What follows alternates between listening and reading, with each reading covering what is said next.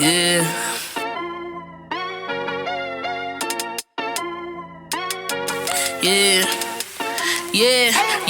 What you know about bench mob? They're speaking the facts that you wanna hear. They rep a jersey, the vision is clear. Diamonds glisten like a chandelier. You know what I'm here for, like Marshawn Lynch. At clutch time, we do not flinch. Real brothers, we do not switch. Hit home runs with the right pitch. Who run the city? What to do when they hating on you? I feel like Kobe 2010. Taking an L, all I need is a win. Business is business, you know how they go. They clearing the seats, now it's time to grow. Tune in now, gotta be in the know. Showtime, bitch, my about to blow. We know.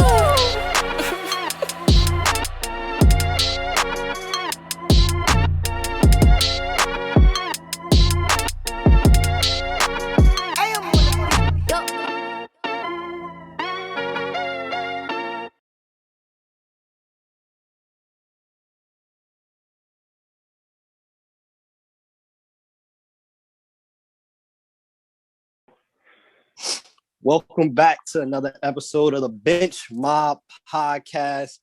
We are back here, joined tonight by the full squad. We got Miles, smooth operator, Mr. Wholesome himself in the building. How you doing tonight? I'm doing good. I'm feeling great. Let's get it started. Hey, yo, chill out. For our people that can see this. For the listeners that can't, Miles like to start off every show flexing the waves, and we know who he's doing it for. But he swear he holds some black men don't cheat. Joined also by Greg Hot Takes. You can debate your mother. Sends me in the building tonight. How you doing, my brother? I'm doing great because Blake Griffin's a net. Kenny Galladay's a free agent. So life is good, bro. Life is good. I've been talking about Kenny Galladay for a minute, bro. I'm gonna find out. Let the Giants get him. You're never gonna hear the end of it. I promise you. Yeah, y'all already know the vibes. Greg's been saying it for the last 6 episodes. It's up and it's stuck, and it's really looking stuck right now. He's getting a lot of good news as of late, and of course, we're joined by Mr. Moneybags. There's levels to this. CJ, we're gonna cut that out right now. This is the last episode that's gonna be my intro. Just let y'all know, bro. So we all went out this past weekend. This joker CJ pulled up with an Audi truck with the snowplow on the front, like Drake. Stop it. He different. I did pull up with an Audi levels. truck, but not no snowplow. There's levels to it. Moneybags. How you doing tonight? When you plow snow. bro, it's 55 degrees outside. You talking about I pull up with a snowplow on my truck. But we good, man. Got this beautiful jug from Hydro Jug. Shout out to them. You know, get your water in. You know, it's about to be that time. So if you want to promote Hydro Jug, you know, we need a sponsor. So shout out to them. Hydro Jug. I said Hydro Drug. That's a whole nother company. Hydro Jug. If y'all want to connect with us, place your ad here. All right, we're gonna start off All-Star Weekend. What were your takeaways from it? From this All-Star Weekend? Were y'all excited from it? Was it boring? What was y'all takes? Man, we was all together, so I think that made it more interesting than it really was. In terms of like the game itself, hey man, it was a blowout at the end of the day. Team Braun. I'll be the first to admit I was wrong. I was on this podcast talking Team Durant, but with that being said, there were some injuries to be had prior to the game. Not injuries, but you know, COVID concerns prior to the game. But at the end of the day, man, I thought it was more interesting than it would have been. You know, just the game in general. And you know, the one thing that I took away from that game and I really enjoyed was watching like LeBron James, someone who didn't want to play the game in the first place, really just be out there and enjoying himself. Right, him and Steph Curry playing together for the first time in their all-star careers, and you know, just having fun. Him, Dame, everyone, man. Everyone was having a blast. Giannis looked like a little kid out there, man, winning MVP and, you know, just balling out. So I think they all had a good time. It was nice that they made it all in one day. That way the players can enjoy their breaks now. But yeah, we saw some good basketball from, you know, Dame Lillard. We saw good basketball from a lot of people. Overall, you know, the All-Star game itself was fun to watch. Mentioning that it all happened in basically one evening outside of, you know, having the rappers play on Friday or Thursday. should they have done this at all? It seemed so rushed. Like the dunk contest was, we got our food, ate half of our food, and it was done. So should they have done this at all? Like everything just seemed rushed. Y'all got your food. I didn't get my food on time. Y'all got your food. I was sitting there for a hot minute waiting for my food, bro. Shout out to Karen, our waitress.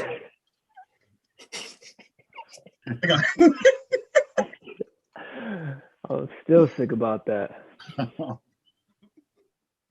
Well, should they have done it at all, man? It seemed definitely rushed, the whole process. And at certain points, you could see some of the plays wasn't in it at all, really. Just going through the motions. Yeah, you saw it on every single event. The skills challenge, I saw Luka go out there and just throw the ball. He got to the part where he was throwing the basketball he had to throw it to the little hoop. And this dude just throwing it all wherever he pleases. He doesn't care. He lost us a bonus. Like, he's jogging through the cones, the NBA logo cones. It was a joke. It was a joke from start to finish. The game was a joke, and Dame pulling up. I think the most entertaining part of the game was Dame pulling up from half court. Dame and Steph. There was nothing more entertaining. Yeah, there was nothing more entertaining than that. LeBron played 13 minutes and sat down and relaxed and said, "Nah, man, I'm getting ready for this next run because I heard the Nets just got Blake Griffin." Now, that time Blake hadn't gotten there, but still, like, he was getting ready for the next run. He wasn't worried about this. So, like, in all seriousness, it was a joke from start to finish. I mean, it was cool to be with you guys. If I was at the crib, I would have had it on just muted it and just laid down in bed and then fell asleep probably mid-game because it just wasn't something that was worth really tuning into, to be honest. Yo, something to throw out there before you transition, because we don't really need to stay too long on this because we were together. We all had the same type of viewpoint. It wasn't that great of an all-star weekend. Do you think, I saw this tweet that was going viral, should they add on a one-on-one, like, King of the Court part to all-star? Yes. Yeah. For sure. That just would be crazy. Although I don't know if NBA owners and coaches and everybody be on board with that because they can get real competitive real quick and it can get crazy. But that'd be so much fun to watch. That'd be more fun than any other event they have going on. More than a 3-point contest, more than a dunk contest. You get like Jason Tatum playing against, I don't know, against Paul George. Like, you get that kind of stuff. I think a lot of guys wouldn't want to smoke though, because if you get violated on national TV and a one-on-one is different than getting violated in a one-on-one matchup in a game. It's a lot different. So I think it'd be real difficult for a guy like Paul George, for example, whose image is already, pandemic P out here, for him to get, kicked on TV, like, it would be real bad. It would be real bad one-on-one. But obviously, I'm picking on him. I think a lot of guys wouldn't want smoking that, but the real ones would show up. I think Dame would show up. Kyrie would show up. It'd be really, really, really exciting. So KD going at people's heads. KD would be in that, Joe, for sure. KD be in there. D-Book. Oh, my God. D-Book's ones. Like, and then you get to really see how tough some of these guys are, too, because, like, playing in a 5-on-5 game is so much different than playing one-on-one, as any hooper knows. Like, you play one-on-one, like, you get to go into the whole bag. Like, there's nothing off. There's no limits to what you can do, Yeah. So, no yeah, dribble. Miles, no. When we had King of the Court, my bag too deep for Miles. But you on point for you on page for King of the Court? You want to see King of the Court and NBA All-Star? I mean, something to spice it up, because if they're not going to have like superstars, like usually the dunk contest is one of the highlights of the weekend, but now it's becoming just another event at the All-Star game. Because this year they only had 3 guys, all guys that aren't very much like impact players on their team. And then, like, it was real screwy because the scoring was off. That even that last round, you don't even know what the score was. They just crowned a winner, and it was just like, what? The dunk contest is over? Like, now they need to change it next year. They need to really go back and try to change things. But that could have just been because this whole thing was a little rushed. Like, a lot of these players didn't want the All-Star weekend this year, and they just scrambled to put it together in the span of like a two-day event, which was really just a one-day event, because I don't really count that rappers 2-on-2 as something that actually happened. I'm just going to imagine that didn't happen because Hey, Shout Shout out to little baby walking in the gym looking like a dude who hasn't ever been in a gym his entire life. The way he was stretching. We throwing shade at little baby, but I don't know if everybody else saw. Fabulous shot 2 air balls. 2 air balls from 3 with money on the line with Bobby Schmurder there. 2 air balls. And Schmurder tried to help him out. Schmurder even came was like, yo, I'm not a baller. I ain't with that type of energy. Like, I could hustle, but I'm not a baller. Fabulous air balls the first 3-pointer. This joker really was too cool for school. He didn't jump or nothing. He shot a 3-pointer like it was a free throw as if he was Bron. And then shot the second one the same exact way. And it was a worse off air ball. Schmurder like, yo, take your chains off. He wanted to keep all 12 chains on with a hoodie and shoot a 3-pointer as a free throw. Okay, Fab. That little baby shot was crazy. That free throw he took that just hit all backboard. Yo, 2 Chainz might not ever be on another Lil Baby song ever after that. I'm not. If he's talking about I'm balling. Like, you can't say I'm balling on another track with 2 Chainz ever. Keep it quiet on that. And before we transition, speaking of the dunk contest, 2 of the 3 contestants haven't even had a dunk in their career in an NBA game yet. By the way, just throw it out there. 2 of them haven't even had a dunk in an NBA game yet. Hey, but that Obi dunk was wild. The one where Obi's the one. Obi was the only one that actually had a dunk in an NBA game. That first dunk, right? That first dunk we talking about? Cassius the was best scary. One. Huh? Obi's was the best, in my opinion, was the best. Yeah, that was the best one. That was the best one. Yeah. The bounce, like, and he did it like on his second attempt. It was stupid. Like, poor planning. He gonna do that whack dunk where he jump over. We seen dudes jump over dude's head, and you're 6'9", and you pushed off his head. Stop doing that dunk. We're tired of that. Then they gave a crown to a guy who just blew a kiss at the rim. Like, nah, he jumps high. He jumps high. He did jump high as hell for that, but he should have kissed the rim. If you that close, like, just peck it. Nah, I wouldn't have pecked that dunk because he would have cut his lip up and all types of crazy stuff. Not cutting his lip. He would have, bro. Honestly, the dunk where he goes up and grabs the basketball off the mini hoop at the top of the square and then dunks it. Yeah, that was Max. That's impressive. Now, that being said, that dunk is weak in last year's dunk contest. Like, it's considered weak. He doesn't get 50s because he's going against Aaron Gordon and Zach. And I mean, Zach wasn't there, but guys like that of that caliber, it's not even a competition. So I think it was such a bad dunk contest that dunks like that impressed me. His raw athleticism is incredible, but he has no like real showmanship. None. That's exactly what I was saying. There was no showmanship this weekend, and that possibly could be because there was no fans, possibly because they didn't really want to do it. Like, you switch into the T-Mac jersey, and the Joker's face was just, it was no excitement, no dance or nothing. You switched into the T-Mac jersey. Okay, that's it. That's all we're doing. But something else that happened during the All-Star weekend, which had Greg excited. He didn't need any coffee. He didn't need anything to be awake. This woke him up alone. He was wired after this. Blake Griffin signed to the Brooklyn Nets for the vet minimum, $1.22 million for the rest of this year. Brooklyn views him as a small ball center alternative off the bench. Throw this out there. In 20 games, he's been averaging 12.3 points, 36.5% from the field, 31.5% from deep. What does this signing mean for the Nets championship hopes? I think Greg should go first. Yeah. Greg, it's your team, baby. It's scary hours.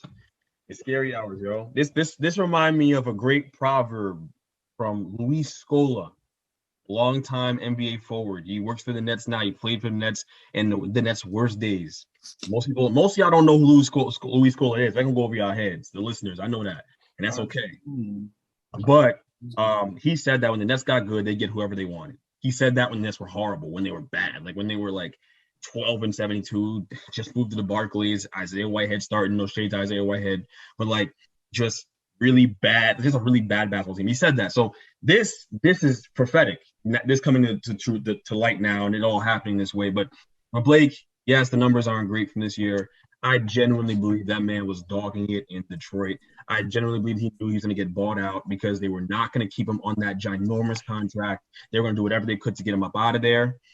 And to begin with, the Clippers, out of spite, moved him to Detroit and sent him Send them to hell. Basically, you went from LA to Detroit. No shade to Detroit. I mean, listeners in Detroit, but come on, like y'all rather be in LA too. So it's that's the reality of it. And then so you think about it.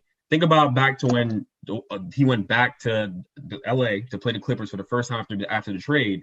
He didn't shake Ballmer's hand. Remember that he ran right past Ballmer and Ballmer tried to shake his hand.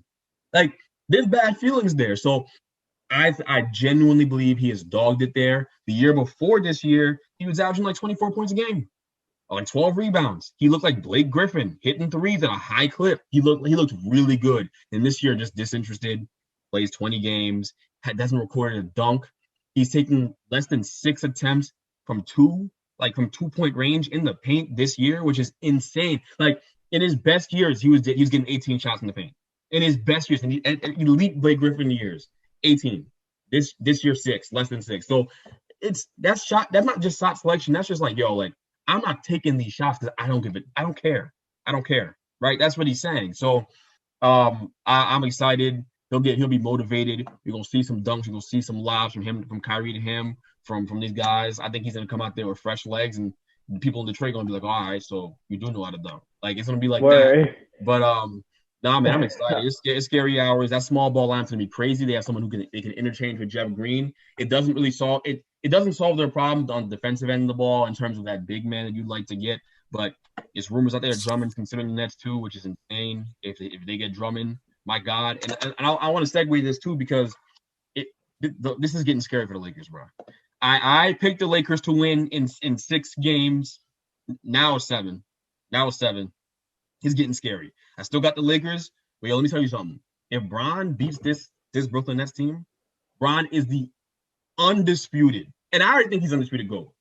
But for real, like, I don't want to hear from no Jordan people ever again. If he beats this Brooklyn team in the finals this year, in year 18 at 36 years old, with Kyrie, KD, James, Blake, and possibly Drummond, bruh, he's not just the greatest basketball player of all time, he's the greatest athlete ever. I already think this about LeBron, but I'm just saying, like, for everybody else, don't come to me with no arguments. Don't text my phone. Leave me alone.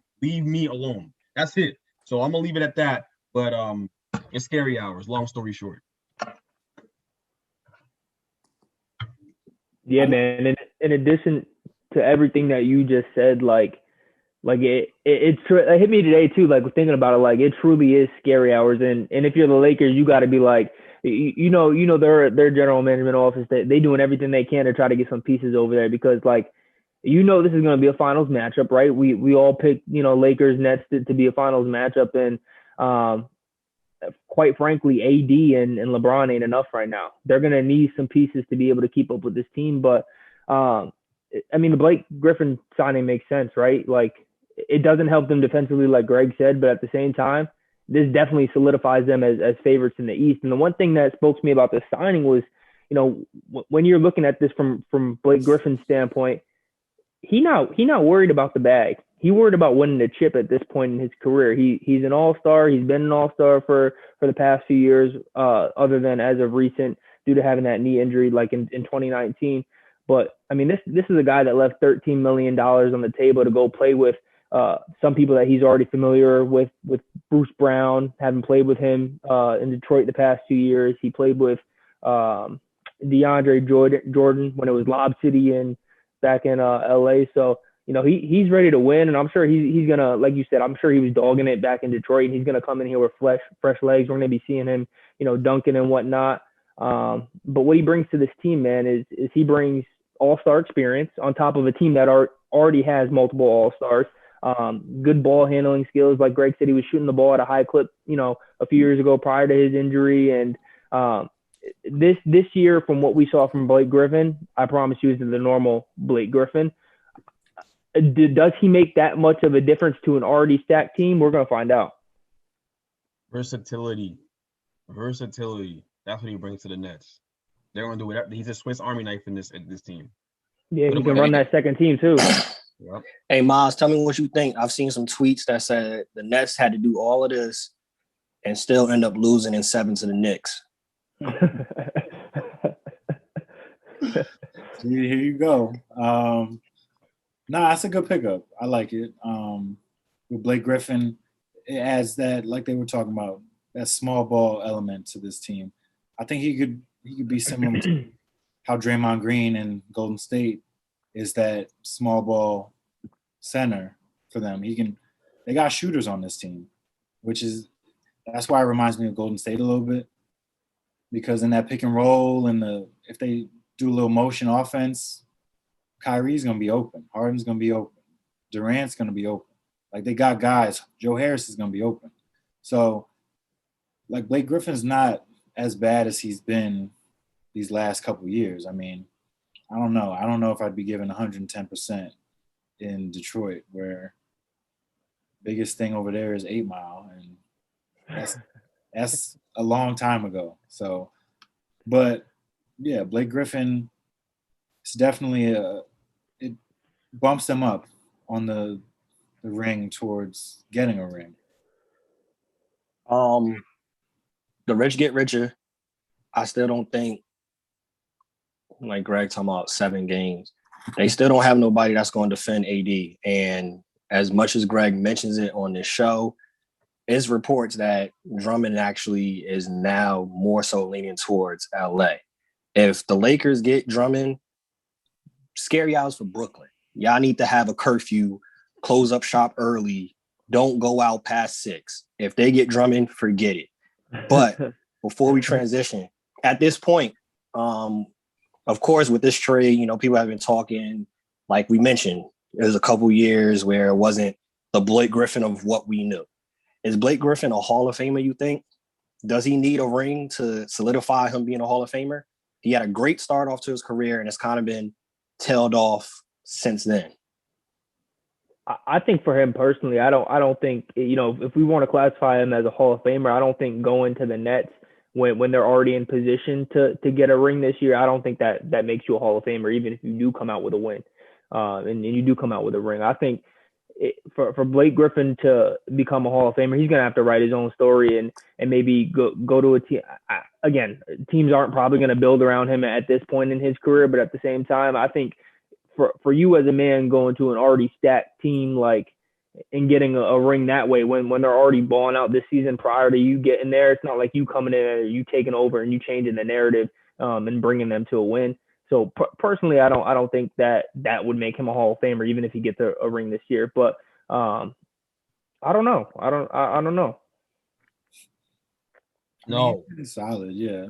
But like Greg said, no, I don't think that he's done enough in his career to get to that Hall of Fame level. Like if you think about it, CP3's been running the show for the Clippers for most of his career, and as we've seen, Chris Paul can make just about anybody look good.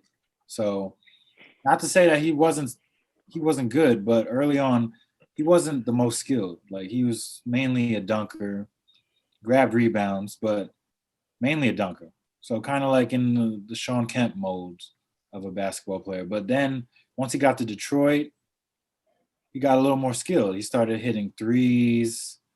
Maybe if he was like this early on in his career, maybe there would be a different tone about him. But, I mean, to me, he's just been a very good dunker for most of his career. And that's why people make a big deal about him not dunking in the last 2 years, because that's what his whole career has been based off of. Like his rookie season was poster after poster every night. So he's one of the most exciting players of the last decade, but that doesn't make you a Hall of Famer. Very true. I'd have to agree. I won't put him in the Hall of Fame discussion as of right now. Who knows how his career will end off. Maybe this reignites his career in a sense. He isn't the youngest, spring chicken anymore, but I don't know about being a Hall of Famer. The reason why he's not a Hall of Famer is because he didn't maintain his peak height for a long enough time. That's why the injuries derailed that. If the injuries don't derail his career, then yeah, he's a Hall of Famer. He would have maintained it for a long enough period of time. But that Clippers run wasn't that long. It wasn't that long for him. I don't know the exact number of years off the top of my head, but I don't think it was any more than 5 or 6 seasons. That wasn't that long. It was 5. I'm pretty sure it's 5. Yeah, it wasn't that long of a period of time, and the injuries derailed it. So because of that, you can't be in a Hall of Fame for that. It's very similar to Zion for me. Like him and Zion have a lot of parallels for me. They come in, they're both really gifted slashers or crazy athletic. We haven't seen that kind of athleticism before at that level with those guys that size. And they come in and, they're both injury prone. They both had a history of injuries. And you have to wonder with Zion, similar question. I know I'm changing the topic a little bit, but is he going to be a similar story where he can have a crazy high peak, but can he maintain it? How long do you maintain your peak? Because that's what an all-star is. An all-star maintains an elite level of play for 9-10 years, like for real. And that's what CP3 and guys like that have done. Charles Barkley, he's a Hall of Famer for that reason. Like, he was incredible. MVP level player, but he didn't win a chip. But that it's about maintaining elite level play, and Blake didn't do that long enough to be in the conversation. So, yeah, you got to maintain it. And by all accounts, same conversation with Zion. If Zion stays healthy, then we think his trajectory is definitely Hall of Fame. We're at the halfway point. Tomorrow, games start again. What has been some of the biggest surprises and disappointments of the season? So we'll start off with disappointments. What has been some of the most disappointments or shocking parts of the season thus far? I'd say like the Hawks. Definitely the Hawks have been disappointing. I thought they were going to be a lot better this year, signing all those pieces, making a lot of moves. But, due to injuries, due to chemistry issues, guys clashing heads, Trae Young and John Collins, they don't seem like a good fit long term. But whenever a team has playoff aspirations, and we all thought that they were going to be pretty good this year, and they still could make the playoffs because the East is just that weak. When a coach gets fired, it's like, damn, how did we get here? We thought that this is only like his second season. I thought he was going to be here for at least 3-4 years with Trae Young. They drafted a couple guys, like DeAndre Hunter's really good. Cam Reddish, we still got to wait and see on him, but I don't know. They've kind of shocked me how they've played. Like the Knicks, even though we should be in that surprise, we should be everybody's surprise pick this year, but we've beaten them a couple times and it hasn't been that close.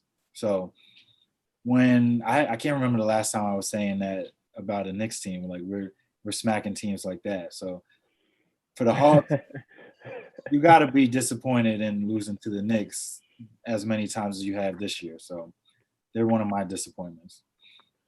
DJ Moneybags, what's been one of your disappointments so far this season? Hey, man, I'm going to embrace that name, Moneybags. It's time to just embrace it because there's clearly no stopping you from going ahead and continuing to call me that. But disappointments for me that – y'all stupid. Disappointments for me this year, man. I agree with Miles on the Hawks. I had them down too. But another disappointment, when looking back on it, at the halfway mark is the Wizards, right? We're talking about Russell Westbrook and we're talking about Brad Beal. And I think Brad Beal is doing everything that he possibly can. But, for Russell, he when that trade happened and he was sent there, I don't think anyone expected them to be, 12th in the East. I thought, people probably expected them to hang around the middle of the pack and, just kind of progress from there. And because that's what we've seen from Russell. We've seen dominant play from him over the years, even though a lot of people want to say he's not a team player and he doesn't help his teammates get better. But at the same time, Russ is only averaging 20 points a game right now. And Brad is averaging 32. And, I think that's a tall order to ask for one person is to give you 30 buckets 30 points every night.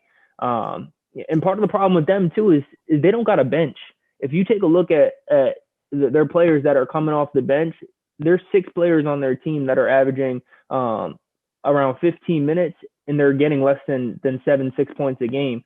And that's what they're averaging. So, they have no bench play and Brad Beal feels like he has to go out there all night and, give you 30. And again, that's a tall order. They're 14-20 right now, sitting 12th in the Eastern Conference. And they had a little bit of a turnaround before the All-Star break, right? They won 8 of their last 11 games, but let's see if they can get some momentum and slowly try to build this out. But again, I think the season's too long, and I think for them at least with just the two of them. If they don't add some pieces, it's going to be hard for them to kind of work their way back up. And then surprises, obviously. Go ahead. What's crazy with Washington in the East, this just tells you how bad the East is. At 14-20, they're only 3 games out of the 6th seed. Yeah. 3 games. And they have momentum on their side. Like I said, they won 8 out of their last 11 going into All-Star break. So let's see if this rest helps them. And hey, they're right behind the Hawks, right? Yep, they right behind. They behind. Yo, the East is something else. Greg, give me your disappointments of this season so far. Disappointment. Well, my disappointment this year is the Pelicans. They really have been disappointing to me, and it's not so much about the players. I mean, obviously you can blame the players; they're out there on the court playing, but it's about Van Gundy. It's about Van Gundy. They fired Alvin Gentry, and I think the players really liked him and responded to him. Obviously, they let him go, and that's that is what that is. But you hire Van Gundy. Van Gundy's known as a defensive genius. You're right. Every team he's ever coached has been a good defensive team. They don't play any defense, like at all. And to make things worse, they don't utilize anybody on the offensive side of the ball the right way. They just started kind of doing that. They're too talented to be as bad as they are and to not be in the playoff picture at all in the West. Like to not be within. I know they're kind of within sniffing distance now, but most of the season they've been horrible and haven't even been close now. And they've got like I said, they're turning a corner. They seem to be a little bit right now, but it is unbelievable how bad they've been. And with all that talent, like for Van Gundy to get a pass after this season, and I know it's his first year on his job, and he's got an NBA pedigree, and he's been around, right? And people love the Van Gundys around the NBA. It's inexcusable. There's just no way to make sense of it. Lonzo, the way they utilized Lonzo early in this season was a joke to me. And I know that people talk about Zion and talk about Brandon Ingram on that team, and that's cool. Like those guys are obviously star players and all-stars, and I think Ingram will eventually be an all-star in the NBA. But Zoe is the X factor that makes that whole thing go. And when they put his name out there and they shopped him out there for free agency for trades, potential trades as a trade piece, there are a lot of teams that are interested, including the Warriors. Teams are interested in Lonzo Ball because what he can do, he can guard the other team's best offensive player on the perimeter, and he can hit threes and space the floor for you, and he's a playmaker. He's very viable in today's NBA. But up until recently, they've been misusing him, and even now, I still think they do because they don't encourage him enough to put the ball on the floor. They turn him into a spot-up shooter. And while he's changed the narrative there, he can shoot the ball. There's so much more to his game to unlock that'll make that team better. He can be their Draymond. He can really be their Draymond. Like he's that good, and he's going to be a better shooter for you. So it's so upsetting to see the way they've just kind of come out the gate slow this year with all that talent on that team, and it's really sad. But I just hope, for Pelicans fans, they fire Van Gundy because hey, if this is Alvin Gentry, he'd be fired already. I don't know if he would have made it to the All-Star break. My biggest disappointment, I had to agree on that front with the whole Van Gundy situation, but it's Van Gundy. So the fact he's been out of coaching for I don't know how long, and he got the job. That's crazy. Problem number one right there. Mm-hmm. So I'm sure he'll get at least 2 years out of his contract before they consider even firing him. But I'd have to say, the Denver Nuggets, 21-15, they was off to a really slow start. They've improved. They're number 6, but I don't think with how they played, again, some may say because it was the bubble and they didn't have to travel and it wasn't fans and they had to deal with that. A lot of people were picking Denver to be a top 3, top 4 team where you're like, hey, it's the Lakers competing, the Clippers, and probably Denver with Michael Porter Jr., Bol, Murray, Jokic. Barton was coming back fully healthy. We'll see if they, could turn it around and be consistent going to run the second half because Jokic is not getting a lot of help so far, consistent help that is. And in regards to Murray, we've seen that his whole career, though. It hasn't been a consistent help where he's supposed to be that Robin to Batman. It hasn't been consistently Robin. Like some nights he's Robin, some nights he's just a regular citizen. So It hasn't worked out. The most inconsistent player I've ever seen, Jamal Murray. One night he can be look like a Hall of Famer, and the next night he just looks like a regular dude. It's Murray. actually crazy. Chris, What's up? surprises. You started off. What's been some of the positives, the surprises so far at this point of the season? Yeah, I mean, for me, it's got to be the Knicks. It's got to be the Knicks, just because again, we've seen the Knicks year after year. Oh, he's shedding a tear over there. Oh, Miles over here again. Yeah. Miles, I'm gonna give you praise. Man. I'm proud of your Knicks, and hey, they doing the damn thing. We talked about it a few episodes ago on the podcast. We talked about Tibbs and them, but hey, they're surprising everyone, man. They're above 500, and they're staying above 500 after the All-Star break, right? They're gonna make a run for this thing. It's gonna get tough. You know, the Celtics are getting better. Celtics are getting healthy. But Julius Randle looks good. Derrick Rose looks good. RJ Barrett looks good. I know Greg would probably disagree, but Emmanuel quickly looks good. And, you know, the one thing about these guys, man, is we talked about it. They're having fun. They're playing together and they're playing hard and they're giving effort throughout the whole 40 minutes in the whole game. So, hey, if they keep, you know, buying into what Tibbs is putting out there, hey, they gonna make a playoff run and we're gonna see what's gonna happen. Are they gonna win the chip this year? No, but at the same time, like, is going to build their momentum for going into next season. And we already talked about it too. Like, hey, maybe a free agent, a big name player, you know, wants to go to New York. It's a big market. So we're going to see, but they got to be definitely the biggest surprise this year so far. Let's keep the Knicks tape, Knicks love going. Miles, go ahead. I think we know who your biggest surprise is. Since he already showed love to the Knicks, I don't have to. I already know where the biggest surprise of the first half, but I'm gonna choose the Jazz, honestly, because I didn't see them being as good as they've been. Like they've always been pretty good with Donovan Mitchell, Rudy Gobert. They traded for Mike Conley last year, got Clarkson off the bench, but I feel like everybody's just turned it up a notch this year. Like they lost a heartbreaker in the bubble last year, and I honestly thought that they should have won that series, but they've kind of used that as motivation for this year, and they're beating all the best teams in the league right now. Like every team that is up there for like a title, they've beaten them pretty much. Like Donovan Mitchell, another all-star season. I don't know if he's an MVP candidate yet, but if he keeps playing as good as he's been, that trajectory could point in that direction. I mean, Rudy Gobert speaks for himself. I mean, one of the best defensive bigs, if not the best defensive big in the league.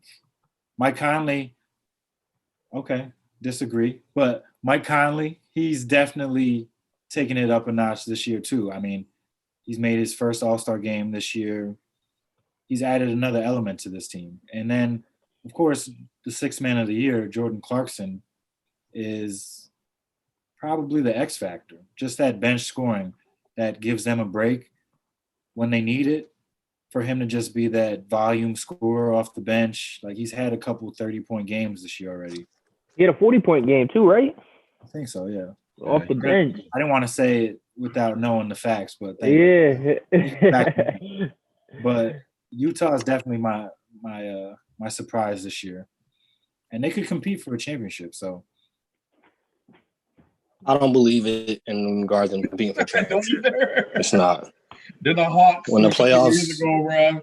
They're the Hawks that Bron got about it. The Jazz about to get the Jazz see the Lakers in a playoff series. They getting swept. Nobody picks the Jazz in 2K. Nobody. I don't believe it. Everything's clicking, bro. Have y'all seen Jordan Clarkson in the playoffs before? That man pulls up. He was playing with Brown. It's cute. It's cute. You could put up with. This is where you could tell the difference of franchises and organizations that's actually been winners. They'll put a banner up next season. We were the number one seed in the Western Conference. Cute, but y'all ain't get the chip. Nobody. The fact that LeBron, KD, Charles Barkley, all of them was laughing at them on national TV shows nobody in the league is scared of the Jazz when it comes to the playoff time. We know Lakers are on cruise control, AD's injured. See Brooklyn full string. I'm not worried. Watch. Blake Griffin knees will be rejuvenated seeing Rudy Gobert. Is scary hours for them. If they make it, that'll be one of those series. If they make it to the finals, Brooklyn wins 4-0. Average wins was above 10.5. Ain't nobody scared about the Jazz in the playoffs. Anywho, Greg, your biggest surprise? Well, I'm gonna say this too. My biggest surprise of the night is that Miles said that Rudy Gobert, the best big defensive big in the NBA.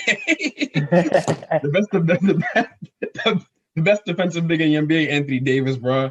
Far and away, he guarded the perimeter. Gobert didn't help. Center. AD not a center.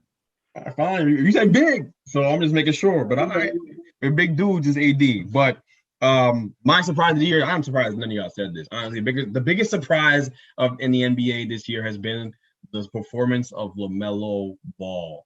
Lamello Ball, and you know why? Not to people who know basketball, because the reality is most people don't. But to people who don't know basketball, the general public, we're talking about Lamello Ball like he was this reckless kid that was going to come in the NBA and not be able to handle it. I got dudes in the group chat I'm with right now who's talking spicy. I had dudes telling me that if LaMelo stayed in high school, he wouldn't have been an All-American.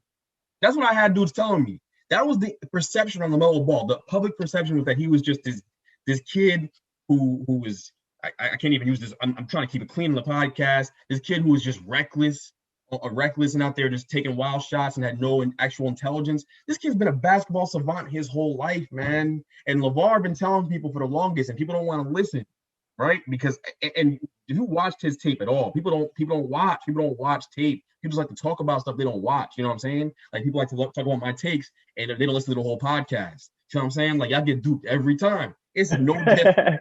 It's no different.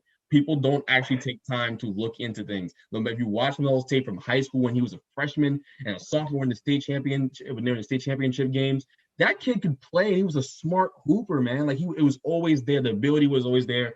And you saw him play in the JBA, which no one took seriously. And the JBA I knew. The JBA I knew he was going to be an NBA player. Like I just knew it was going to happen from that point on, honestly, because of the growth spurt and it's the ability there. And he was just dogging it in some of them games. But man, like, he's fine-tuned his game. Shout out to his trainer, JJ. Shout out to LeVar Ball for believing in him. Shout out to the Ball family. He goes into Charlotte, and he's got them as one of the most efficient offenses in the NBA. They're going to make the playoffs this year. Like, they're really going to make the playoffs. So he has to stay healthy, but he's by far and away the best rookie in the NBA. It's not close. He's by far and away one of the best point guards in the NBA. I think he is a top 10 point guard in basketball. It is actually crazy for him to be a top 10 point guard in basketball. His rookie year, he has been that good. And Jordan gave him credit. Jordan don't give nobody credit. Jordan don't name LeBron by name, but he gave LaMelo Ball credit. Just think about it. It's insane. It's insane. So he's my surprise. He's going to win Rookie of the Year. He's going to be a perennial All-Star in the NBA. I would not be surprised if he wins an MVP. That kid is special. He's special. He's a very good player. I've been saying it for a long time. So, shout out to LaMelo Ball. I think that's the one thing I took away too was like, Jordan gave him credit. He said he's exceeded all of our expectations so far. Like, I mean, the kid's a rookie. Imagine how far he has to go left. Like, it's crazy. Jordan been smacking these kids on the back of their heads. Like, that's what Jordan's doing. And he gave Melo credit on a public forum. Jordan does not say LeBron's name, like, by name. He doesn't say LeBron. He called him LBJ. He's mad petty. He's a petty man. For him to give this kid credit when his dad was talking all that hot for the longest, like, Jordan is petty like that. Like, you know what I'm saying? I'm talking about a dude who has ice cubes in his figure, the logo. If he has logo-shaped ice cubes, he sells at that he has at his golf club. Like, this is the guy we're talking about right now. So for him to give Melo credit and go out of his way to do that, man, listen, that kid is the truth. And respect love to the Hornets. They did a great job. They are set for the next 10, 12 years, so long as Melo doesn't get bored of them and want to go to LA, which could happen. But yeah. Speaking facts, for our listeners, just give y'all a little preview. We are going, have our predictions of the awards this far in the season. We did not put on the docket Rookie of the Year because everybody unanimously on this show agrees with it being Lamello Ball. So we're not even going to touch on that. We're not even going to put it as a poll. Like, if anybody says anything else, you might get unfollowed. So we're just going to try to spare y'all of that right now. Transition into cap or facts. Cowboys signing Dak Prescott makes them favorites in the NFC East. Cap or facts? Facts. Big cap. Yeah, big facts. Big cap. You saying cap? Oh, who's the best QB in the division now? Is it still Dak or it's Daniel Jones? It's Dak for now. Yeah, for now. For now. Dak can be had. Hey, let's talk about this. This is exciting. I'm not gonna let you go first. I'm not gonna interrupt you.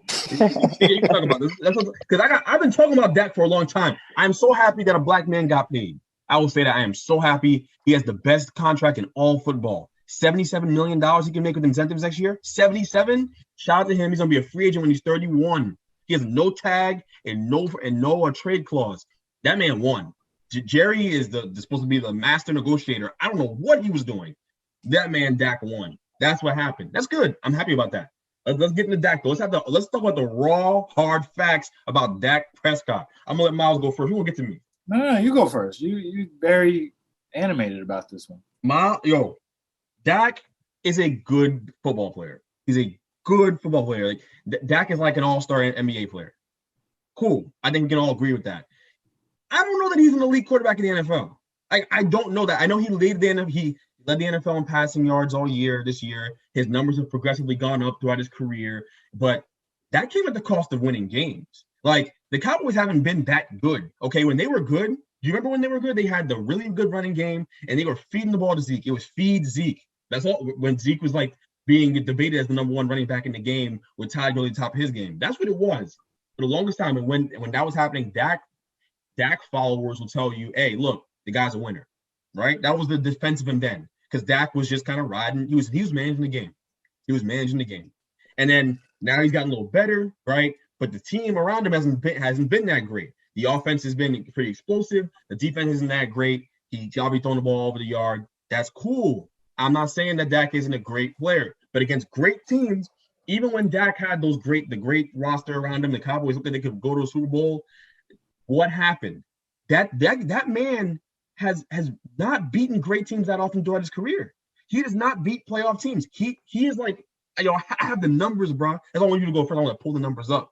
I want to recite the numbers to y'all because the numbers is really crazy. Like, just give me a second, bro. Give me a second. We don't even. I've watched the game over the last couple of years. As a Cowboys fan, I wanted them to sign Dak back. But Dak still has to be proven in the big games, and he still has to be proven in the playoffs. Oh, wait, pause, hold up. Dallas Cowboys really don't go to the playoffs. So, yeah, I wouldn't put him on that top 5 pedestal as some people have been putting him because he's not proven in the biggest moments. It's been plenty of games before Greg even pulls up the stats where if Dak did his job, they would have actually made the playoffs. Mm-hmm. Can I run this off real quick? Run it off. Dak is 7-18 against teams with winning records these last 3 seasons. He has 37 touchdowns and 36 turnovers. James 36. He has almost as many turnovers as he does touchdowns against good teams. Now, call me crazy. Miles becoming left at Daniel Jones because he got turnovers. Miles becoming left, but when Dak do it against good teams and it means something, it don't mean anything, right? You see what I'm saying? You see how they move the goalposts? You see how they move the goalposts for me? It's crazy, bro. It's actually crazy. So I want to say, you watch Dak, you see that his level of play definitely takes a step back when he plays against these really great football teams. Antonio, as a Cowboy fan, can see it. Cowboys fans know, okay, but you had to pay Dak because he's been good enough to deserve the money, right? And the contract doesn't bother me because it was his turn. That you reset the market as a quarterback. It was his turn to get paid. That's fine. But you want to talk about them being a favorite in the division? No. And the reason why is because the Cowboys are a rebuilding football team and they don't know it yet. They gave this guy a ton of money. They have a bunch of weapons on offense. Great. The O-line is deteriorating. Now it's on the way down. Okay. Then their defense on the back end, Diggs was a pleasant surprise last year. They need help. Okay, they let Byron Jones walk. They need help on the defensive side of the ball on all levels. Okay, Van Der Esch has been injury plagued. Jalen Smith is still a good player, but has kind of declined his performance lately. I think Dan Quinn will help out with that. Their defense will be better next year because they're going to allocate money to the defense. But how much better is the question? Because now you got to win shootouts. That's what they were last year. They're still trying to rebuild that defense and rebuild that offensive line, patch it up, make sure they can keep this guy upright. That's the bottom line. So, yes, Dak deserves the money. But are they favorites? Nah, because you still got to deal with Washington. Washington's a good football team. They are. They're gonna be better next year. They're gonna add pieces. They're solid. The quarterback situation is sticky right now. I don't know what they're gonna do about that. That's their only downfall. And then you got to deal with the New York Giants. What was the team in the division that I'm not mentioning here? The Eagles? We're not going to talk about that. The Eagles are not in the conversation as far as I'm concerned. I love Jalen Hurts. I think he's going to be very good. They're going to win some games, but they'll be tough. But that division will be close again. But I think it'll be between the Giants, Dallas, and Washington, exactly. And so to say that I don't think there's any definitive favorite in that division. I don't think the Giants are the favorite. I don't think the Giants are the favorite. I'll just go out on the record and say that. Do I think the Giants are going to win between 8-10 games? Yes, I do. But I don't think that they are necessarily the favorite, because I think the Dallas Cowboys will be improved. They'll win between 8-10 games. I think Washington will be somewhere in that ballpark too, depending on their quarterback situation. But do I think the Dallas deserves, because they paid Dak? They had Dak last year, and they wasn't winning games like that. So why would they be favorites now? Miles, you said facts, so. Well, he's just getting better every year, I feel like.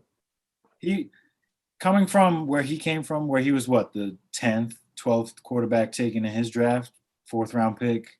Nobody expected him to get to this level. Now he's the second highest paid quarterback in the NFL. He still has to prove it. Like you said, he still has to prove it. He's playing under the biggest spotlight in the NFL, and that's the quarterback for the Dallas Cowboys. There's no other position other than shortstop for the Yankees that there's more pressure on a player than playing for the Cowboys as the quarterback. So he still has to prove a lot. But since his rookie year, he just keeps getting better, and they keep adding more weapons. So I just think that he's going to keep improving.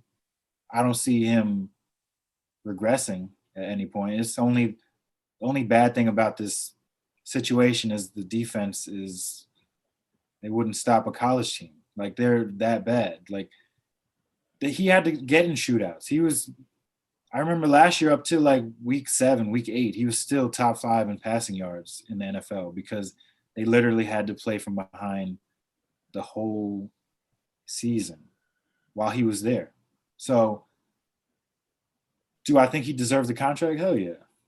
Pay your guys. You got to pay the quarterback, especially him. I felt bad for him last year when he got hurt. It wasn't right, the franchise tag and, dilly-dallying with his contract, playing with his money. But I think that he's still one of the better quarterbacks in this league. Top 10. He's not top 5 just yet, but who knows? He's got the weapons around him to put him at that level. So let's see what the Cowboys do this offseason. I say they attack the defense mainly because that's the main weakness. Like, they have a line. They have a running back. They have 3, I'd say, Pro Bowl receivers on this team right now. Imagine if they pick Pitts from Florida. That's another weapon that they have too. It'd be crazy. But that's the Cowboys. It'd be stupid. Everybody loves CeeDee Lamb. He had a really good rookie season, but that wasn't the pick that was needed because they still had Amari Cooper, they still had Gallup, and picking CeeDee Lamb caused their play to go down because everybody was trying to get the ball to CeeDee. It's to me, there is such a thing in football where you can have too many weapons. You're not getting the ball to Zeke, especially when you're coming from behind all the time. Zeke's not getting his touches. You have to literally throw 60 times a game to get touches and attempts to Gallup. You got to get CeeDee Lamb, Amari Cooper involved, and then you want to get maybe Zeke some touches out of the backfield. It's too many weapons. Cap or facts? Next one. Odell Beckham Jr. will be a Buccaneer next year. It's already rumors saying that Tom Brady wants Odell to be a Buck. Cap or facts? Odell will be a Buccaneer next season. Cap. Big cap. Big cap. So what? Because Tom Brady wants this, it's gonna happen. I'm so tired of this Tom Brady talk, bro. Tom Brady get me so tight because he wants Odell Beckham. Now I'm supposed to believe that he's gonna be there because he wants him. Like, yo, Cap. First of all, why would they do business with them? What benefit is there for this team to do business with the Bucks? Like, what do they get in return for that trade? I mean, they want to keep all their pieces in defensive backfield. What the Browns need help is the defensive backfield. So are you gonna give them Antoine Winfield? They're promising young rookie? No. Like, what are you giving them? Like, it's a dumb rumor. I know people have been talking about him going to play with Tom Brady for a long time because Odell it's mutual. They want to play with each other, but this is the NFL, and no one cares what players really want in the NFL. That's the reality of it. So no, well, unless you're Tom Brady, and we all know what that is, but it's not gonna happen. Cap, big cap. It just doesn't make any sense. I think we're all in agreement on that, Cap. I don't think it doesn't possibly happen though. Just in regards, like I feel the Bucks will make calls and see if they can get it done. Just because, hey, Antonio Brown got there, and we saw Bruce Arians like, no, I don't want Antonio Brown. By the end of the season, who's on the squad? Antonio Brown. So they were paying Antonio Brown like pennies. Dollars. They still have to pay Odell top dollar for that. That's why I completely agree. It's just because it's Tom Brady, and it seems like that child who's adopted, and you don't want to upset him, so you give him whatever he wants. Tom Brady seems like that spoiled child. He's 2 for 2, asking for what he wants. He wanted Antonio Brown and Gronk, and he got both of them. So they both costed nothing. Yeah, they both costed nothing. This is a very expensive move for the Buccaneers, not just in terms of money, but also in terms of what you have to give up to get him, because it's not going to be cheap. The Browns are going to have a high asking price. The Browns aren't trading him until maybe after this upcoming season because they have to rebuild his value. Right now, he got hurt. And so they're going to want to see – teams are going to want to see him healthy and go out there and kill, and then maybe they trade him. But if they're smart, maybe they don't let him go because it could unlock Baker's game even more. If Baker can actually learn how to throw him the ball and not force it. We'll see. We'll see what they do. They need help on the back end, and Odell's the most tradable asset to do that, to get the help they need, because they don't have many draft picks. And the last one for cap or facts, the Dolphins trade for Isaiah Wilson solidifies the Dolphins' offensive line. Cap or facts? Cap. What do we mean by solidifies? We talking like hey, they got a run game now? Nah. Tua upright. Keep Tua upright. Yeah. I'd say worth it. It's a good move. It's a good move, but I don't think it. You don't think it's enough? Yeah, I mean, you can get good linemen in the draft, right? Like, hey, we got Penny Sewell at number 5. Who getting them? Bengals. Like, I mean, does it solidify the run game to answer the simple question, or does it solidify their offensive line? Probably. It probably helps the problem, but I don't think he's going to be the end of all their problems. Yeah, it's rumored. Yeah, it's rumored that because of this trade, that with their pick, that first pick, they're actually going to probably draft offensive weapon like a wide receiver they're talking about instead of O-line. So good, do that, and don't go after Kenny Galladay and let him. That's it. That's less competition for me. Do that. I don't care. You can take whoever you want. Take Pitts. Take whoever you want to take. I'll take Kenny Galladay, and I'll live happy ever after. That's fine by me. I don't know if it solidifies the offensive line or not, but Tua is going to need some targets to throw the ball to. They have the right idea. They're doing what I want the Giants to do for Daniel Jones. Give him protection, give him offensive weapons, and now let's see what he is. Let's talk about it then. Don't talk to me about last year for Tua. Like, last year don't really matter unless you're talking about Tua better than Daniel Jones. Then that's some nonsense because he didn't show you that. Anyways, on to the next topic. Predicting the awards. We'll start off with this one. 6th man of the year. We got candidates of Jordan Clarkson, Chris Boucher, Shake Milton, Eric Gordon, Terrence Ross, who seems to be in the conversation lately, like the last 4 or 5 years, every year. Who are y'all picking for Sixth Man of the Year? I think we're unanimous in Jordan Clarkson. Hey man, there's something about them braids. Brandon Ingram, he grew them braids out. He started balling. You know, Jordan Clarkson left LA, same type of situation, grew the hair out. Now he's balling, right? 18 off the bench, man. We talked about he had a few 30-point games through 40-point games. You know, he's shooting the ball at a high clip, and like we said, he's their savior when he comes off the bench and they get to go and get some water. Like he's in charge of that second team. You know what you're gonna get out of him, and like he's a key for them now. Miles already said he's the X factor that's holding them all together. He's gonna need to continue to be that X factor if they're gonna make a run in these playoffs and you know, try to make a run at making it to the finals, which they won't do. But at the same time, like again, high play from him is gonna lead to the bag down the line. He'll get a big bag. Next bag. One, yeah, unanimously. Next one, most improved player this year. You got Jeremy Grant in the conversation, Christian Wood, of course, Julius Randle, Jaylen Brown, Cruz Boucher again, and of course, Shea Gilgeous-Alexander's in that conversation. I'm not even going to ask Miles. Miles already has said Julius Randle on numerous occasions. I think the second game of the season, he already called it. He followed him on our Instagram without nobody knowing. I just see Julius Randle pull up on the timeline. He blocked me on my main page, so that's the funny thing. He blocked you? I was talking mad trash to him last year. I'm not going to lie. He was. Who's y'all most improved player? I'm going with Jeremy Grant, me personally. You be seeing how I tell y'all Knicks fans is fair weather? Look at that comment he just made. Fair weather? What? That's any No, Greg. Fair Me and Miles was going back and forth at it last year about Julius Randle. He like, yo, you don't watch the games. I'm like, bruh, put Julius Randle in a position with a good coach and a good squad around him. Now you said this. You called this a year ago. I told you I didn't have a problem with how he played last year. He was doing the best he could do on that roster. You see do I get mad at you when you playing with a bunch of scrubs at the 24-hour fitness? No, you did the best you could do. You see how it changed? You see how the narrative flipped for Knicks fans, bro? Julius Randle it wasn't just Miles, it was mad fans talking trash about Julius Randle last year. And this year, oh my God, he's the MVP. Oh my God. We love you. We love you. We love you. Fair weather. It's not fair weather. He changed his game up. It was complete 360.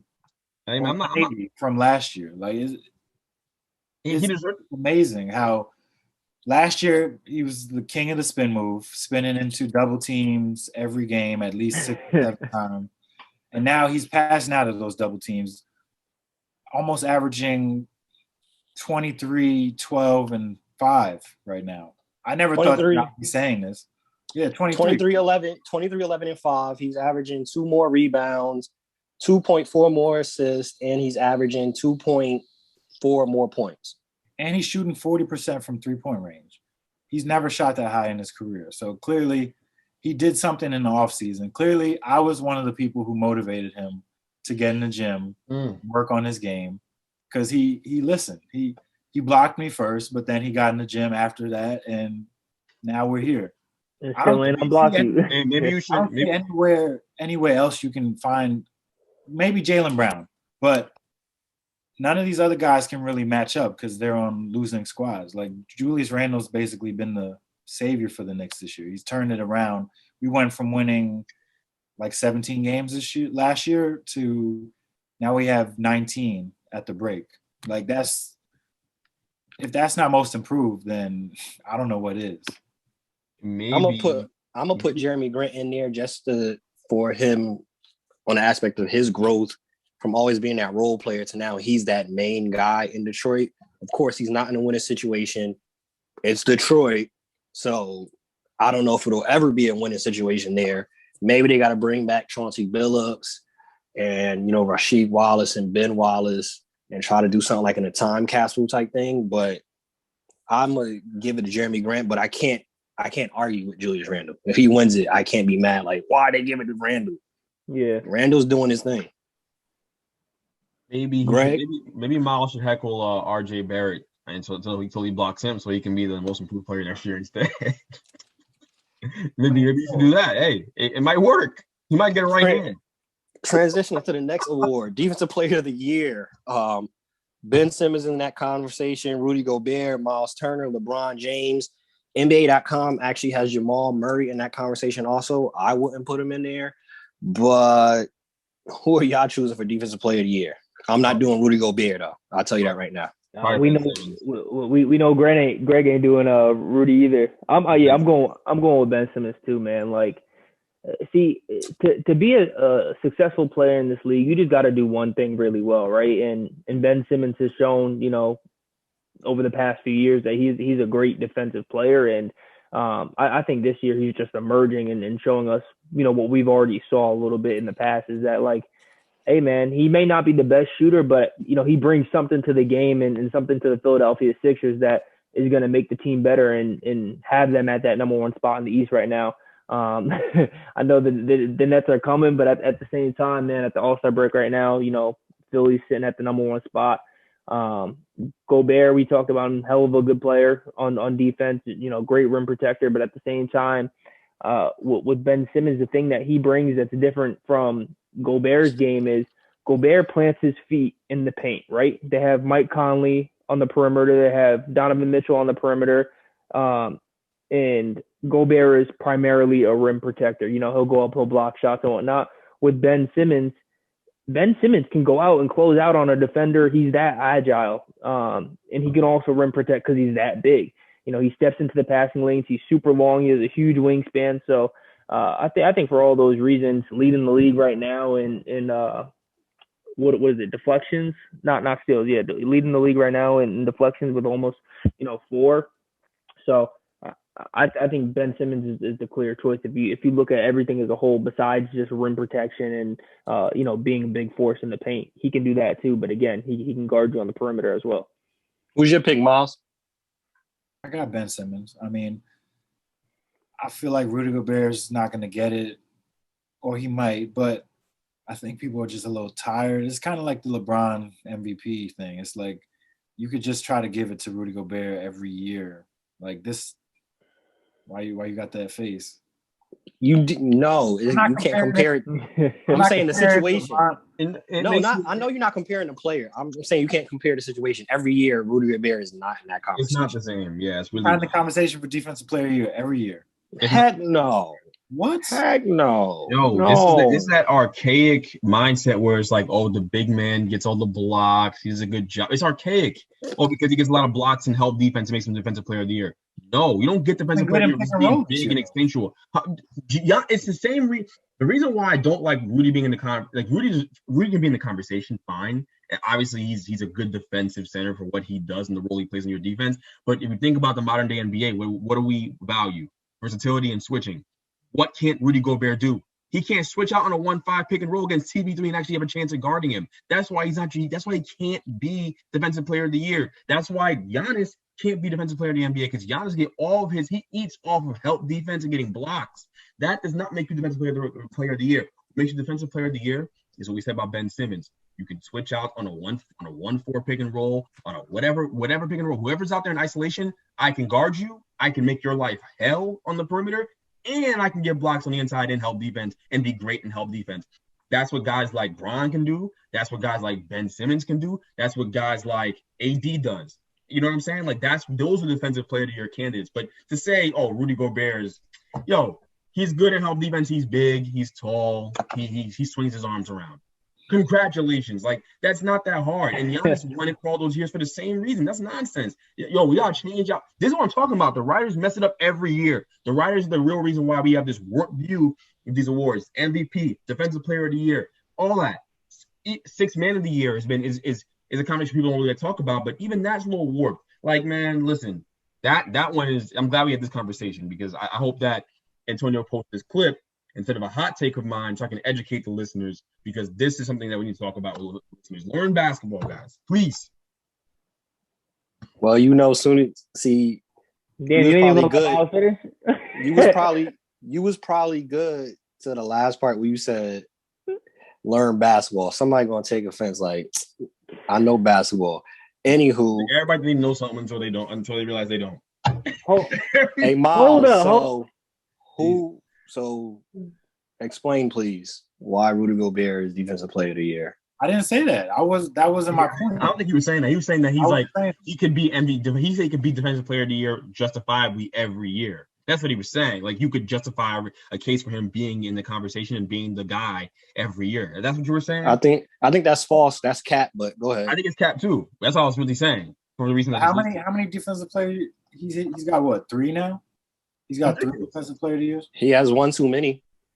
That's to each his own. But I think Ben Simmons is the guy. I mean, they're number 1 in the East. He's defended the best offensive player on each team every game, pretty much. Whether it's a point guard, whether it's a small forward, he does it all. So you guys said enough. I don't need to say any more on this topic. Ben Simmons is the guy, and that's it. Transition to flag on the play. First one, accept or decline. IG models and people as such are still stuck in Atlanta after All-Star weekend. Accept or decline? Accept. Oh. Go ahead, talk on it. Hear more. So it's been a lot of, specifically, Instagram models have started accounts to try to raise funds for them to get back home because they are stuck in Atlanta. A lot of them couldn't get actually hotels because it was all booked up. So a lot of models and video vixens were actually sleeping in U-Hauls in their cars. Hey, well, that's hilarious, yo. If it's up, then you stuck because you stuck in Atlanta right now. Because I don't think that if you don't have enough money to get back and forth, why are you letting these people fly you out just to buy you bottles and leave you stranded in Atlanta? Idiots. Atlanta's dangerous. I hope you find a safe place under, I don't know. But yeah, these people are crazy out here. Flying to Atlanta for All-Star weekend. Clearly, there were reasons that they were flown out. But I feel for y'all. I'm not gonna give you any money on your, GoFundMe, but I hope you guys find a way home. Yeah, I think this is a conversation of money management also. A lot of these people have link trees and, OnlyFans account. What are you doing with your money, bruh? If you really out here making this bread because you a city girl and it's a hot girl summer and I'm a bad bitch, what you doing with your money? They're spending it on you can't get back. Like, flights is cheap right now. You tell me you can't a $70, $80 flight, and some of them up there scamming too. They GoFundMe talking about they need $3,000 to get back. No, you don't. No, you don't. Stop it. They need $3,000 for the next trip. Facts. Stop it. Some of them probably at home in their living room trying to scam. This is the last 2 years. This is the year of the scammers for sure. They've been getting to the bag. Next one, flag on the play. Stephen A. Smith says that LeBron James should not keep it private on whether or not he gets the vaccination, accept or decline. What? Yeah, I saw a clip of this. I saw him go on one of his long, we like to call them soliloquies on that show he has on ESPN Plus that I'm pretty sure no one watches. But it's trash. It is trash. Do you have ESPN Plus? Do you watch it? Bro, I just watch his clips that he posts after the fact, and it's him arguing against his baby self. It's hard to take him serious at this point. You know what I mean? It's Stephen A. Get to that bag. He's a brother. Get to the bag, bro. Yeah, of course. But that's just bad, poor design. But I saw this. I think LeBron said something. I don't know if LeBron made any comments about the vaccine. I'm sure he got pulled up. Yeah, this is what happened. So, Adam, what's his name? Adam Silver mentioned the vaccinations and, people should start getting them. LeBron, they of course asked LeBron about it. He said, that's a conversation that my family and I will have. Pretty much keep that to a private thing. Obviously, I saw Adam had his comments about the vaccination, but things like that, when you decide to do something, that's a conversation between you and your family. and not for everybody. I'll keep it that way. Stephen A's argument was because he has so much influence, because it's LeBron, he's so well known, that's something that he should actually share. Yeah, I get it. So he wants LeBron to be the beacon of light for Black people, so that way Black people feel comfortable enough to get the vaccine, because it's a large, widespread thing that Black people are not comfortable getting the vaccine because of the history of this country. In particular, with medical situations like this, it goes way deeper. Like for Black people, like obviously Black people are mistreated in the healthcare system, so they have a lot of reservations about the vaccine, and I completely understand that. Me being someone who has felt skittish, in a word, about the vaccine too because of the history here, but I get what Stephen A is saying, but Stephen A can't. I don't think he demanded it out of him. Like, I know Stephen A was very like polite in his address of this. I saw, like, he was saying, like, I respect LeBron, I respect his opinion. I felt the same way. I'm getting vaccinated. Like, he's trying to corral Black people all over the country to follow his lead and get the vaccine. And I do think that's a little bit of ESPN talking to. Like, I don't think ESPN will want him on there saying, hey, guess what I'm not about to go do? Get the vaccine. You shouldn't either. You know, that's probably how you lose your job. It's a really touchy subject. So, he's trying to follow the health officials and their word and everything like that. And I understand that, but I understand anyone who feels skittish about this. And I understand LeBron for saying, hey, this is between me and my family. Like, honestly, I don't, because LeBron probably doesn't know what he's going to do. Bron may not want to back this vaccine. You got to remember, Bron is a dude who sleeps in a chamber. Bron, every minute thing that goes in his body, he knows exactly what's going in there. Do you think for a second he's not investigating this vaccine to the fullest to make sure that it's not compromising his ability to play basketball in 5 years or to be with his kids down the line? Like, of course he is. That guy pays attention to everything that goes in and out of his body.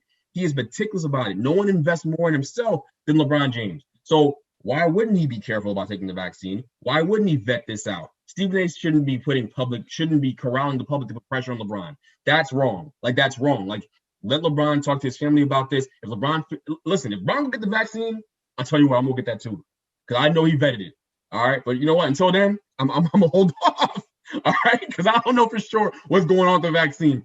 But for him to turn the public eye on this, it's not okay with me. That's what bothers me. I know he was polite in his address, but he shouldn't be putting pressure on Bron publicly to go public with what he's gonna do in terms of taking this vaccine or not. Okay, it's not that simple. Okay, like, I think we all can agree as Black men on this podcast, you may have some reservations about this vaccine. Okay, you may have some, and you'd have some very logical reasons for thinking that. Okay, like, it's just the healthcare system has not been nice to Black people in this country since its inception.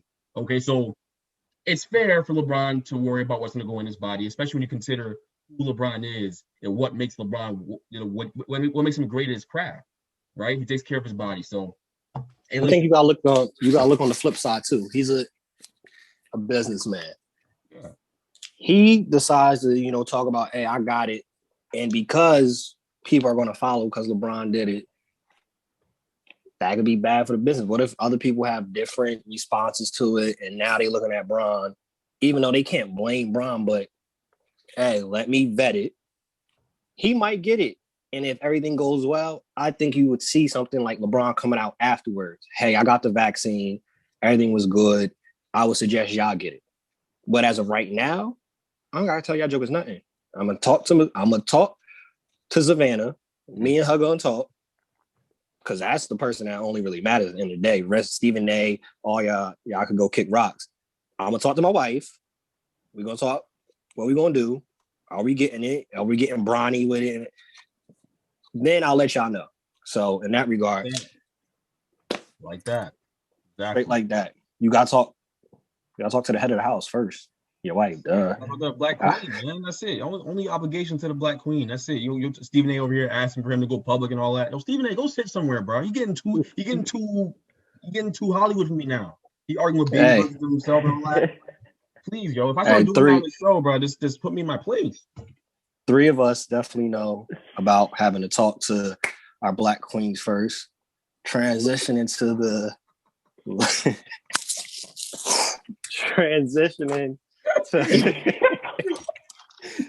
to the last flag on the play. For those that don't know, our listeners, Miles is single and looking. Oh my God. That's what the reference was to. The rest of us on here are happily married or about to be married. The last flag on the play. Sacred Heart Parish School in Sacramento has decided that 3 students were expelled from their Catholic school after finding out that their mother had an OnlyFans account. Accept or decline? You gotta pay for the tuition somehow. She's making, as of right now, they said she's making $150,000 monthly, which comes out to be $1.5 million a year. Oh, she bad. 100,000 monthly. So that means she's missing no payments. I don't see the big deal. Why are we pressing her about her daily? Is this only pictures or is it videos too? Is videos going there too?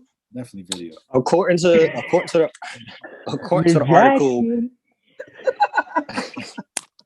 according to the article, it's just her posting risque photos. Actually, according to the article, Crystal Jackson. According to the article, she basically was going through her own stuff and she feels like she got her groove back in a sense. She felt sexy again. So she started an OnlyFans account. My thing on this, who said something? Obviously, one of the priests saw the account. So y'all not supposed to be looking at it anyway, aren't y'all? So what's the issue? She's making her payments. That got nothing to do with it. I'll tell you who bagged her. It's nobody more nosy than the parents on the PTA board in any situation. All right, is no one more nosy than Cheryl and Carol and Gwen on the PTA board. And so I promise you, one of them had something to say. One of them they seen her straight jealous, hating because they know darn well they can't pull it off, and she making bang. Shout out to Miss Jackson, Crystal Jackson. I know somebody will take her kids to be a part of school. Last award, the biggest award, we saved it for last. MVP. Right now, in the MVP rating running, of course, NBA right now has number 1 is Embiid, number 2 is Nikola Jokic, number 3 is Bron, number 4 is Dame Time, and number 5 is Luka. Who is y'all MVP? Embiid, baby. It's got to be Joel Embiid.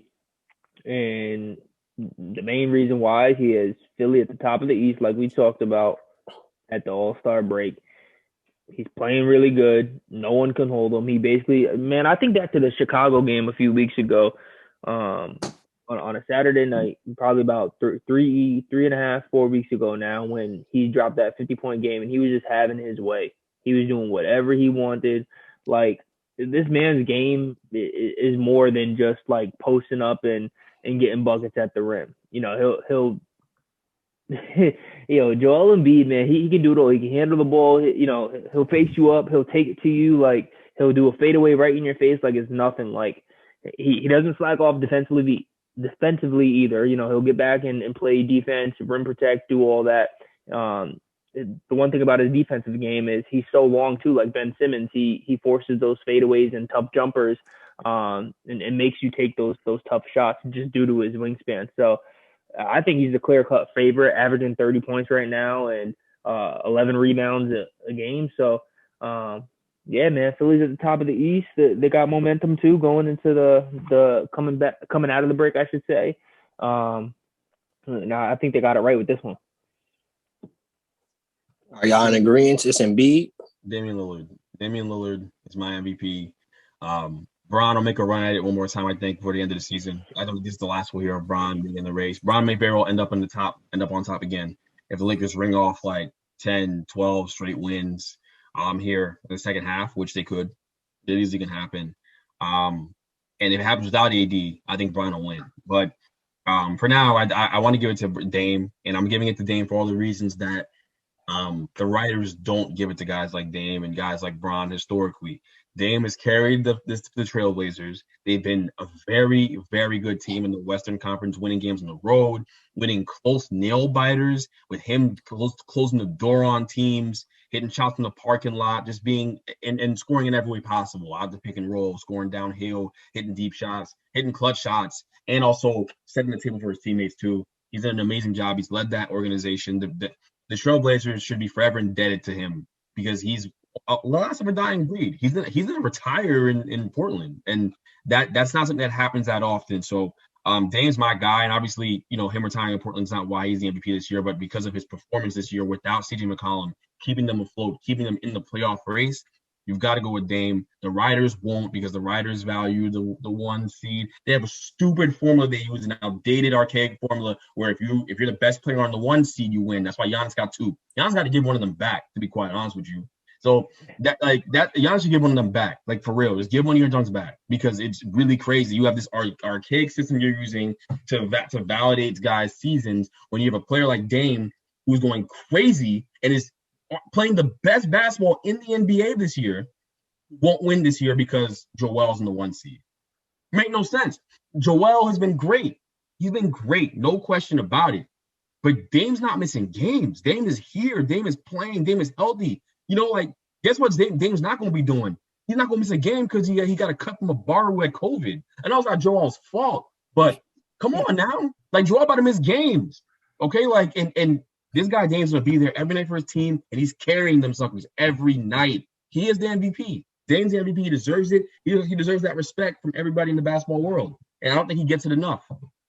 While talking about it, you mentioned, Giannis giving one back. Since we're on that discussion, Steve Nash got to give a couple back too.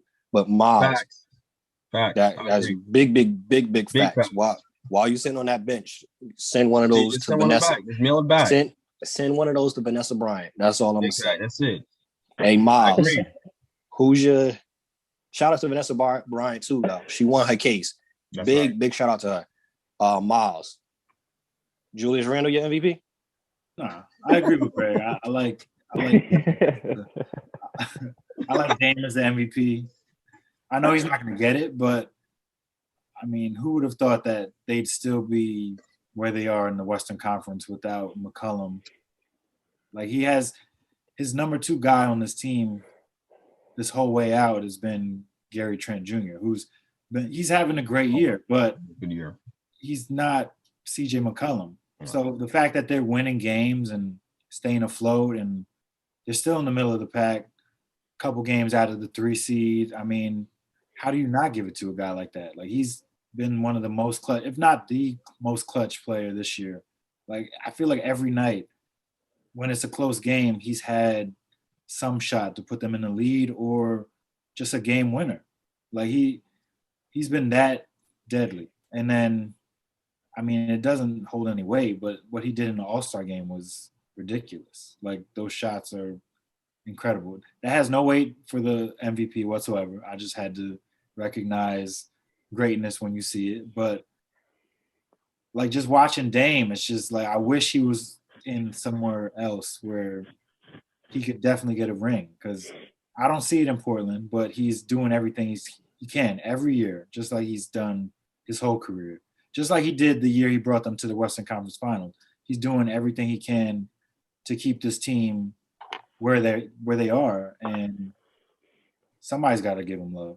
Even though that's crazy that he's number 4 on the MVP list. Something that you mentioned too in regards to the love. After the All-Star game, you mentioned the All-Star game. ESPN, their post was Giannis and Steph shine in All-Star game. Wait, hold on. What? That's done on purpose. That's so done on purpose. Like, it's because they want to get this guy up out of Portland. That's really what this is. The media, the national media forces these guys out of these small markets. They do it all the time. I don't know if you heard Jalen Jacoby. Jalen went on a rant about this. Where he was talking about how, like, he's so sick and tired of, like, the national media forcing these guys out of small markets with stuff like that, little petty things like that, like what they did. I'm also going to end with this too on my end. Dame is as good as Steph Curry at basketball. I don't respect any list that has Steph Curry over Dame anymore. You're not gonna get any respect from me. Period. Like at all. Like Dame is as good as Steph Curry. Because last time I checked, Dame don't need Draymond to go crazy. Just saying. Dame don't need Draymond to win games. Something that we definitely got to talk about on the next episode, which I think is a very interesting conversation. We got to talk about is James Harden the MVP for the Nets, and should he be a part of this MVP discussion? NBA.com has him on the outside looking in. I think you got to put him in the conversation. I'll put him above Luka if we're doing this ranking, in my opinion. Easy. I don't even know why Luka on there. Because he's white. It's not doing what Yo, Gray becoming crazy. Luka's on there because he's white. Why is Luka on there? Yo, 28. I'll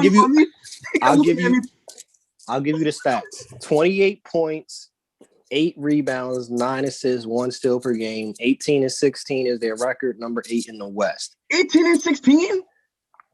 So they're 18 and 16, and he's the MVP conversation. Well, according to NBA.com. 2 words. Porzingis been hurt for most of the season. So. 2 words. White privilege. Are you kidding me? So what? So he in there over James, bro? James outside looking in, and he's in? Son, that's really wild. And don't tell me it's because James forced his way out of Houston on bad terms. Don't do that. We can talk about it, because I can go all night with this. Oh, yeah. It's a late night pod. Yo, that white privilege. 2 words. Luka, white privilege. It doesn't have anything to do with Kyrie and KD. They want to give a white guy the MVP so bad, bro. They over here reaching for straws. Yo, he's in the conversation at 18 and 16. They don't play no defense. Luka play no defense. None. Yeah, they both don't defense. But James? No, James is trying. Yo, Luka don't try. Luka does not try, bro. Luka is horrible on defense. Horrible. We'll definitely have this on the docket for our next show. This was a late night one for our listeners and our followers that be rocking with us. Just so y'all know, we trying to take the podcast to this next level, so we're gonna be a little bit more vulnerable with y'all. Chris has a bedtime. This is way past his bedtime, so we definitely. It's been past my bedtime, bro. We definitely hopping off. Again, we thank y'all for the support. Make sure you subscribe. Make sure you follow, tag a friend, all of that great stuff. Continue doing what y'all doing. We appreciate y'all, but y'all know the vibes. You stay ready, you ain't got to get ready. That includes sleep also. Peace. That is